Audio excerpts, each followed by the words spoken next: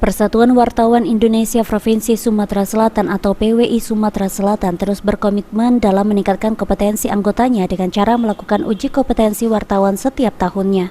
Menurut keterangan Firdaus Komar, Ketua PWI Sumsel, uji kompetensi wartawan kali ini angkatan ke-43 dan 44 dilakukan 2 hari dari tanggal 30 Agustus 2023 sampai 31 Agustus 2023 di Hotel Besten, Palembang.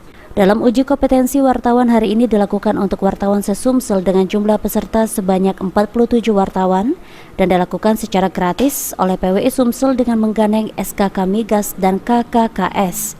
Selain itu juga Firdaus Komar mengatakan dalam UKW ini peserta yang diuji dalam penulisan berita, perencanaan liputan, kode etik wartawan, dan sikap wartawan terhadap narasumber.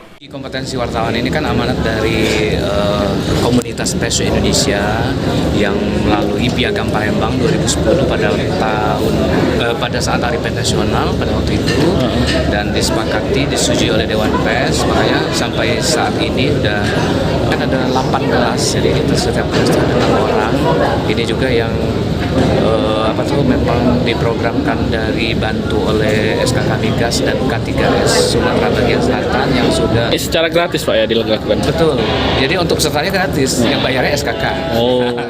Sementara itu, Leman, salah satu peserta ujian kompetensi wartawan yang sudah berumur 59 tahun, masih semangat mengikuti UKW ini.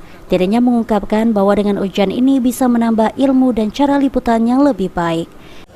Umur 59 tahun. 59 tahun. Hari ini ikut UKW Pak ya? Iya. Gimana Pak? Dengan UKW di umur 59 tahun ini masih semangat gitu Pak? Nah, sebenarnya kita masih semangat Pak.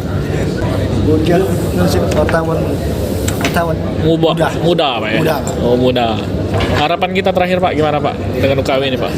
Harapan kita dengan UKW ini semoga wartawan yang setelah terverifikasi ini bisa meningkatkan mutu dari kinerjanya.